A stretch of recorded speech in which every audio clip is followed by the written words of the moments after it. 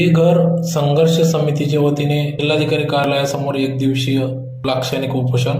याबाबत अधिकृत असे की दोंडाईचा सार्वजनिक बांधकाम विभागात रस्ते व इतर कामात भ्रष्टाचार होत असल्याची तक्रार वाढली असून या विभागातील अधिकारी, उपविभागीय अभियंता हेमंत गोसावी, शाखा अभियंता यांनी दोंडाईचा ते धावडे रस्ता एकदम बोगस निकृष्ट केले आहे. रस्त्यात मोठमोठे खड्डे पडलेले असून या विभागीय अभियंता व शाखा अभियंता हेमंत गोसावी यांनी संगनमत करून शासनाचे लाखो रुपये लुटलेले आहेत.